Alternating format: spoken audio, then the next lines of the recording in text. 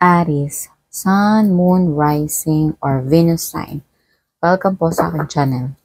This is a weekly and pwede ring timeless reading for you, Aries. Kunin lang yung magre-resonate at isantabi yung mga hindi. Iba't ibang tao, sitwasyon, pangyayari yung ating makokolek. So, piliin nga lang yung magre-resonate sa'yo. Kuha tayo ng energy mo.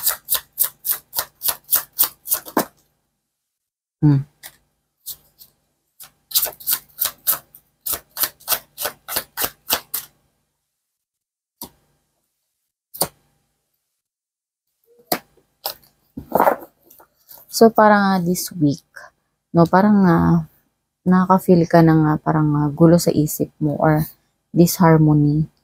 Parang kang yung kine-question mo yung sitwasyon mo ngayon, no? And parang something to sa working or maybe lack of teamwork or baka hindi ka nakakaramdam na parang sinusuportahan ka doon sa, maybe kung sa trabaho to, ganun, parang hindi sila supportive sa'yo or sa family mo, parang hindi sila supportive sa'yo, ganun.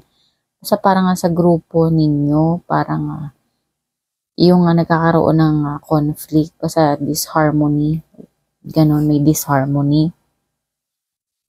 And dahil doon, naglilid ito sa inspiration. No, yung tipo nga parang nag-i-imagine ka ng ganito yung gusto mong mangyari sa buhay mo, ganyan, no? Parang meron kang gustong simulan, no? Or yun nga, naging creative ka na parang dahil meron kang ayaw na sitwasyon, dahil nga meron disharmony. So, nag-i-imagine ka ngayon na mas better para sa sarili mo, no? Aries, no? And in fairness naman sa'yo, no? Hindi na rin yan iba kasi passionate kang tao, Aries, no? Yung pag may gusto ka talaga, yung attentive ka, no? Yung kapag gusto mo yung isang bagay, binubuhos mo talaga doon yung talent mo, yung strength mo, yung creativity mo. Kaya siguro din na parang feeling mo hindi ka belong doon sa grupo na yon or basta hindi ka nakaka-feel na na-appreciate ka, no? Kaya parang yun nga, naghahanap ka, no, ng kung saan ka belong, yun, no? Kaya nga, sabi dito na 5 of Cups, no, mag-move on ka na daw. Kung ganun yung walang support system, yung grupo mo or yung family mo or mga katrabaho mo, no, wag mo nang silang sisihin, wag ka nang magalit sa kanila, wag ka nang mag-invest ng emotion na anger ka, na parang takot ka na maalisan sila, ganun, takot ka na kung mawawala ba sila sa'yo, ganun, no, i-consider mo pa daw yung mga bagay na meron ka or pwede mong ipagpasalamat, like yung potential mo, yung pagiging passionate mo. Kasi nga, ganun yung character mo, Aries, passionate kang tao. No, fire sign na yung tipong pag may trabaho ka or meron kang tatrabahuhin, talagang pagpupursigiduhan mo yun. So, doon ka na lang mag-focus sa kung anong meron ka or magiging thankful ka. Kasi bakit? With the star card, no? And the Uranus energy, no?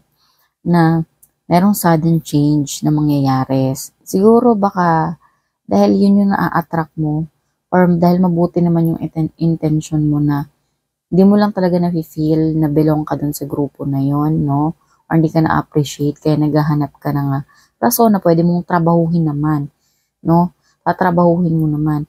So parang may may wish granted, no, with the star card. Gagabayan ka ng mga star, no, para makuha mo yun, no? And may sudden change nga na pwedeng mag-shift ka ng trabaho or kung sa family yan, pwedeng alisan mo muna sila sandali, mag-board ka muna or kumbaga makakahanap ka ng trabaho sa malayong lugar, malayo sa kanila, sa family mo.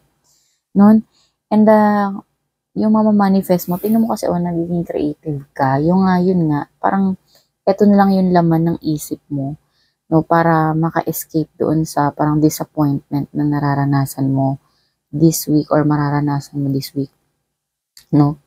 Yun na, parang na-attract mo siguro yun, no? And bibiyayaan ka ng universe ng may guidance ng mga star, no? To the point na with an Aquarian energy, Aquarius na humanitarian and revolutionary, no? Siguro magiging mapangahas kasi yung mga gagawin mo, no?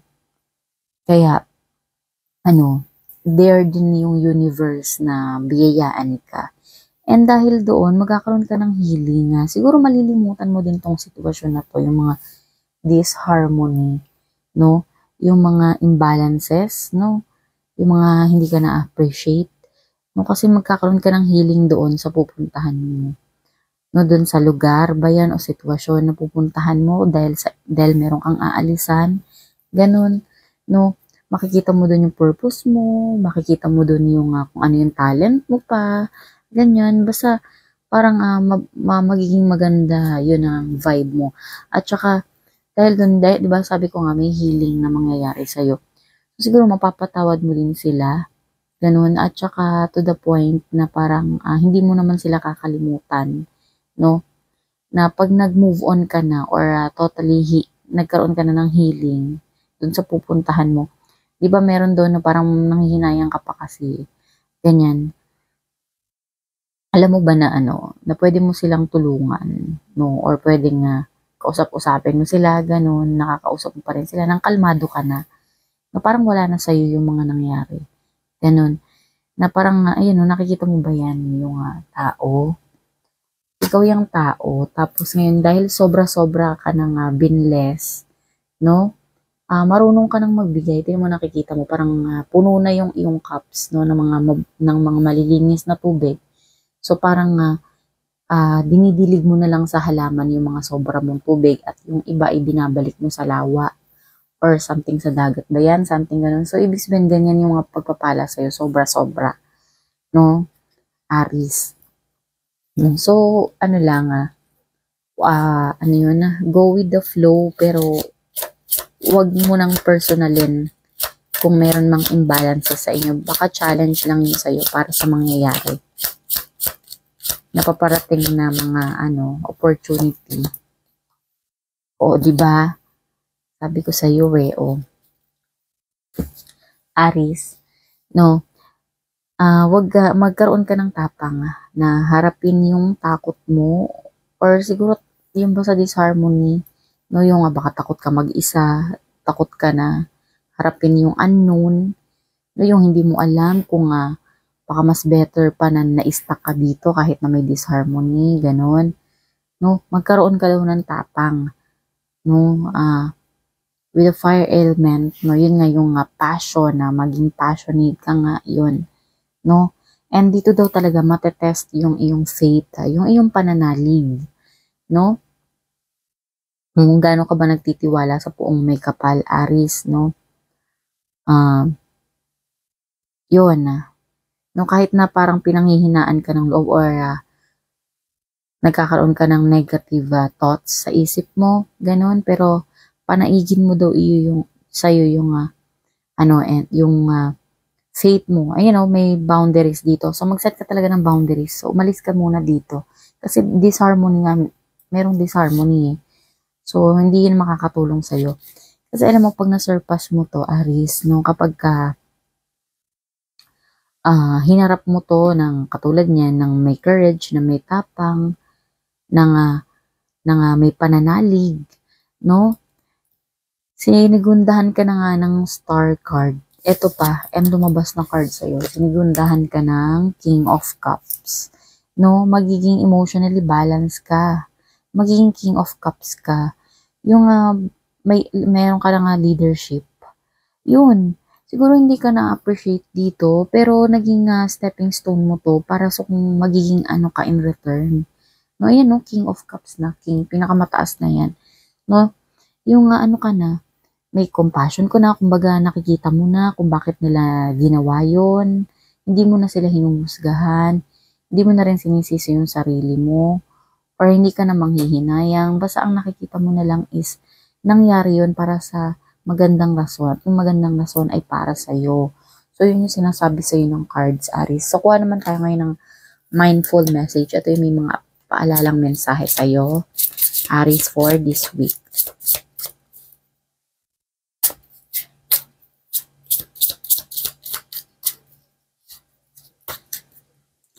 Oh, 'di ba? Sabi dito is unlimited. Oh, I create my reality with the thoughts I think and things I focus on. No, I am unlimited in my ability to create a beautiful life full of good and love. So ikaw daw ayaw, walang hanggan. Walang hanggan yung iyong ability, yung kaya mong ma-share, yung kaya mong maipakita sa mundo. Unlimited daw 'yon, no? Kasi ikaw daw yung gumagawa ng realidad mo, no? Sa pamamagitan ng iyong iniisip. Yung iniisip mo daw na yon, yes. Ay, kung ano daw yung iniisip mo nga yon, yun daw yung maging focus mo. So, mag-iisip ka na lang naman din, Aries, is gandahan mo na yung isip mo, no? Positibo na, no? I am unlimited in my ability. So, yun nga, ikaw daw ay unlimited, no? Walang katapusan yung iyong mga abilidad, yung iyong mga talents, no? Na nagke-create, no? Na gumagawa ng magaganda at punong-puno ng pagmamahal. O, di ba? Ang ganda ng message sa'yo, Aries. So, yun daw yung mga dapat mong isipin. Siguro kaya yun ang kailangan mong isipin, Aries, kasi nga pinanghihinaan ka ng loob. So, hindi yun nga yung mindful message, yung mga paalalang mensahe sa'yo. So, kuha naman tayo ngayon ng Archangel messages. Ito yung merong guidance and prosperity this week from the Archangels. Ay, guidance and protection pala. Sorry.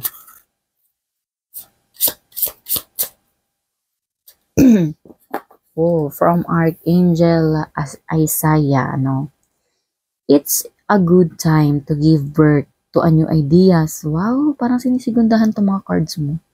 And situations in your life. I am watching over you, guiding you, and protecting you during these changes. Okay. Sabi ni Archangel Isaiah, ito daw ay ang mainam na panahon para magbigay buhay doon sa mga paparating o sa mga bagong idea, no? At sitwasyon sa iyong buhay, no? Ginagabayan ka daw niya palagi, no? No, at nakatingin siya sa iyo palagi at ginagabayan ka niya, pinoprotektahan ka niya during these changes, no? Sa mga ganitong panahon, no? Panahon ng pagbabago. So thank you, Archangel, for guiding Aries. So, yun lamang yung message sa'yo, Aries. Kung nagustuhan mo tong reading nito, please consider subscribing to my channel and also liking this video. Thank you.